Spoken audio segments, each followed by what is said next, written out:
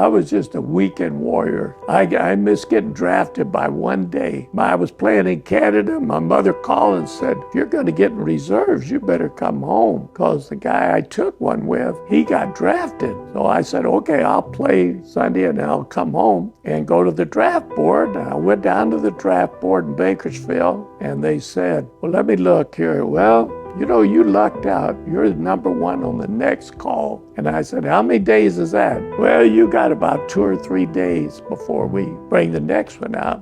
And everybody in those days were joining the service because they didn't want to go to get drafted. So anyway, a kid I played with at Fresno State, his brother worked at the National Guards in Fresno. And I went over and I said, I gotta get in this. He said, well, there are only 100 of them ahead of you, but I got 2 guys. The next call, I was going to call them up.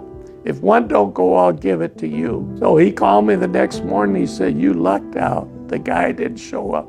So I signed up and got my draft notice a day later. So I missed getting drafted. So I went over to Fort Ord. That's where they sent all the recruits, you know, the basic training. And so it wasn't bad being there.